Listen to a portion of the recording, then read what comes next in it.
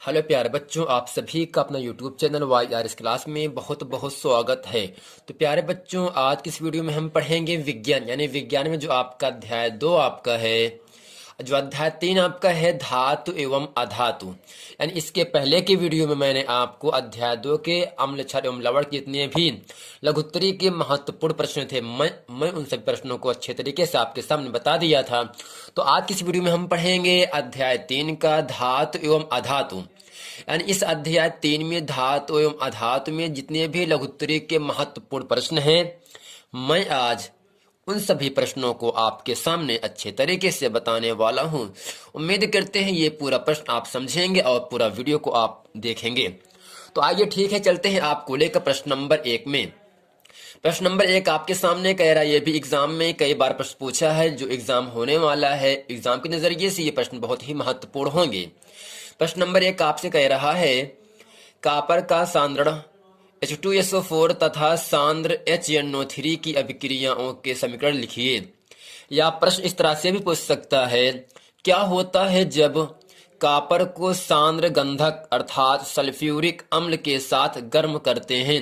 यानी आपसे इतना ही कह रहा है, यानी कॉपर की क्रिया जब हम सल्फ्यूरिक अम्ल और नाइट्रिक अम्ल के साथ कराते हैं तो क्या क्या बनता है, यह आपका मेन मुद्दा है। यानी जब कॉपर की क्रिया हम H2SO4 जिसे क्या कहते हैं, सांद्र सल्फ्यूरिक अम्ल कहते हैं, जबकि HNO3 क्या है, आप ये भी क्या है, एक सांद्र सल्फ्यूरिक अम्ल है, लेकिन यहाँ क्या है, नाइट्रिक अम्ल है।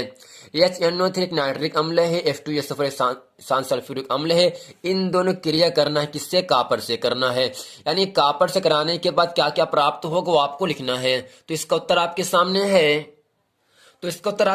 है। सबसे पहले हेडिंग करके लिखेंगे, सांद्र H2SO4 से क्रिया, यानी कॉपर की सांद्र H2SO4 से क्रिया करता है तब क्या क्या बनता है। तो इसका उत्तर आपके सामने है, कॉपर सल्फेट व सल्फर डाइऑक्साइड बनती। यानी जब कॉपर की क्रिया सांद्र H2SO4 से कराते हैं तो कॉपर सल्फेट व सल्फर डाइऑक्साइड गैस बनती है। तो इस समीकरण आपके सामने है, copper plus Cu plus 2H2SO4, तीर का निशान है CuSO4 प्लस SO2, गैस का निशान है प्लस 2H2O। यानी जब कॉपर की क्रिया सांद्र सल्फ्यूरिक अम्ल अर्थात H2SO4 से कराते हैं तो आपका CuSO4 जिसे कहते हैं कॉपर सल्फेट, यानी कॉपर सल्फेट बनने के साथ साथ ही क्या बनता है, सल्फर डाइऑक्साइड गैस भी बनता है और उसके साथ आपका जल भी बनता है। तो इसके बाद हेडिंग करके हम लिखेंगे, सांद्र HNO3 से क्रिया अर्थात सांद्र नाइट्रिक अम्ल से क्रिया जब कॉपर करता है तो क्या क्या बनता है। तो इसका उत्तर आपके सामने यहां से कह रहा है, जब कॉपर की क्रिया हम HNO3 से कराते हैं तब नाइट्रोजन डाइऑक्साइड व कॉपर नाइट्रेट बनते हैं।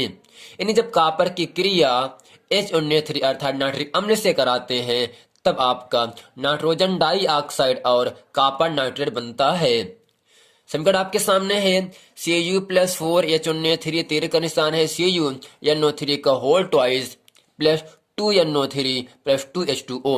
यानी जब कॉपर की क्रिया हम HNO3 से कराते हैं तब आपका नाइट्रोजन डाइऑक्साइड NO2 और कॉपर नाइट्रेट बनता है, जिसका सूत्र होता है CuNO3 का होल ट्वाइस और उसके साथ में भी आपका जल भी बनता है। तो प्यारे बच्चों, उम्मीद करते हैं प्रश्न नंबर 1 आप समझ गए होंगे। इसमें कुछ नहीं कह रहा था, केवल कह रहा था कॉपर की क्रिया H2SO4 से कराने पर क्या क्या बनता है, कॉपर सल्फेट और सल्फर डाइऑक्साइड के साथ जल भी बनता है, और कॉपर की क्रिया HNO3 अर्थात नाइट्रिक अम्ल से कराने पर नाइट्रोजन डाइऑक्साइड और कॉपर नाइट्रेट बनता है और उसके साथ भी क्या बनता है, जल भी बनता है। तो प्यारे बच्चों, उम्मीद करते हैं प्रश्न नंबर 1 आप अच्छे तरीके से समझ गए होंगे। चलते हैं आपको लेकर प्रश्न नंबर 2 में। प्रश्न नंबर 2 आपसे कह रहा है, धातुमल किसे कहते हैं समझाइए। या इस तरह से प्रश्न पूछ सकता है, धातुमल पर टिप्पणी लिखिए। धातुमल पर टिप्पणी लिखिए, यानी धातुमल किसे कहते हैं समझाइए, धातुमल पर टिप्पणी लिखिए। इन दोनों प्रश्नों का उत्तर जो मैं लिखा हूं वही आपको भी लिख देना है और आपको 4 नंबर की प्राप्ति होगी। तो सबसे पहले काली पेन से हेडिंग करके लिखेंगे धातुमल। क्या लिखेंगे, धातुमल। इसमें हम लिखेंगे अयस्क में उपस्थित अशुद्धियों की गालक से क्रिया के फलस्वरूप बने गलनीय पदार्थों को धातुमल कहते हैं। जैसे जब क्षारीय गालक MgCO3 अर्थात मैग्नीशियम कार्बोनेट अम्लीय अशुद्धि अर्थात SiO2 के साथ क्रिया करता है तो मैग्नीशियम सिलिकेट धातुमल के रूप में पृथक हो जाता है। तो पृथक करने का मतलब होता अलग हो जाता है, यानी अयस्क किसे कहते हैं? वह खनिज पदार्थ जिससे धातु का निष्कर्षण सरलता से कम खर्च में और अधिक मात्रा में होता है, उसे हम क्या कहते हैं? अयस्क कहते हैं। अयस्क में उपस्थित अशुद्धियों की गालक से क्रिया के, यानी गालक से क्रिया के उपरांत क्रिया करने के बाद गलनीय पदार्थ को, जो गल जाते हैं, ठीक पदार्थ, गलनीय पदार्थों को धातुमल कहते हैं। जैसे जब क्षारीय गालक, एक गालक का नाम क्या है? MgCO3, जिसे कहते हैं मैग्नीशियम कार्बोनेट। मैग्नीशियम कार्बोनेट क्या है? एक आपका क्षारीय गालक है।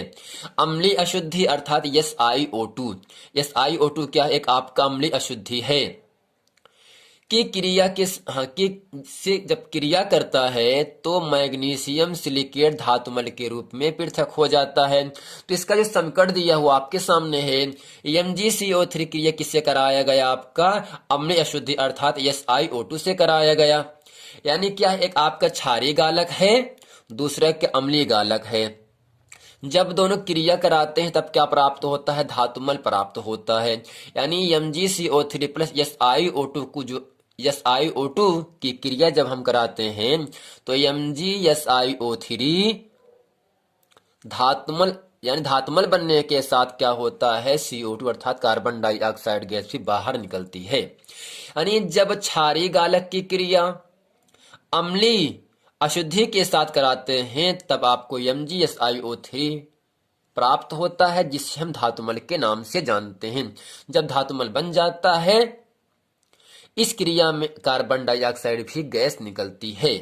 तो प्यारे बच्चों, उम्मीद करते प्रश्न नंबर 2 आप समझ गए होंगे। चलते हैं आपको लेकर प्रश्न नंबर 3 में। 3 प्रश्न नंबर आपसे कह रहा है कॉपर के 2 प्रमुख अयस्कों के नामों और सूत्र लिखिए। यानी जो प्रश्न नंबर 3 है ये भी एग्जाम में कई बार प्रश्न पूछा है। जब प्रश्न एग्जाम में कई बार प्रश्न पूछा है तो ये जो प्रश्न है ये प्रश्न बन जाता है वेरी इंपॉर्टेंट प्रश्न बन जाता है। तो जो प्रश्न नंबर 3 है ये भी एग्जाम के नजरिए से बहुत ही अच्छा प्रश्न है। 3 है कॉपर के 2 प्रमुख अयस्कों के नाम व और सूत्र लिखिए। तो इसका उत्तर आपके सामने है। सबसे पहले हेडिंग करके लिखेंगे। क्या आपसे कह रहा है? कॉपर के 2 प्रमुख अयस्क। 2 प्रमुख अयस्क क्या है? पहला क्या है? सल्फाइड अयस्क है कॉपर का।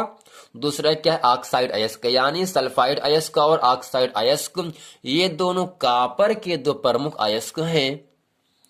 तो सल्फाइड अयस्क में हम लिखेंगे कॉपर ग्लांस। क्या लिखें? कॉपर, जिसका सूत्र होता है Cu2S, व कॉपर पाइराइड जिसका सूत्र होता है CuFeS2। दूसरा हेडिंग करेंगे काली पेन से ऑक्साइड अयस्क, इसमें लिखेंगे क्यूप्राइड। क्यूप्राइड का सूत्र होता है Cu2O। यानी कॉपर के 2 प्रमुख अयस्क का नाम क्या है? सल्फाइड अयस्क और ऑक्साइड अयस्क। सल्फाइड अयस्क में हम 2 ग्लांस हैं, जिसमें कॉपर ग्लांस जिसका Cu2S फार्मूला होता और सूत्र होता है। दूसरा आपका कॉपर पाइराइड है जिसका सूत्र होता है CuFeS2 होता है। उसके बाद जो दूसरा अयस्क का ऑक्साइड है क्या है? ऑक्साइड अयस्क है ये कॉपर का। इसमें जो पहला है क्यूप्राइट है जिसका सूत्र होता है Cu2O। तो प्यारे बच्चों, उम्मीद करते हैं ये वीडियो, ये प्रश्न आपको बहुत अच्छे समझ में आया होगा। अगर वीडियो समझ में आया है तो वीडियो को लाइक करें और हमारे चैनल YRS क्लास को सब्सक्राइब करें और अपने दोस्तों में खूब शेयर करें। यदि आपने अभी तक हमारे चैनल YRS क्लास को सब्सक्राइब नहीं किए हैं तो ज़रूर आप इसे सब्सक्राइब कर लें और अपने दोस्तों में खूब शेयर करें। यदि आपने इसके पहले का वीडियो नहीं देखे हैं तो आपसे निवेदन है कि आप उन सभी वीडियो को देख लें ताकि वो सभी प्रश्न वीडियो आपको अच्छे तरीके से समझ में आ जाए। मिलते हैं अगली वीडियो में, तब तक के लिए थैंक यू।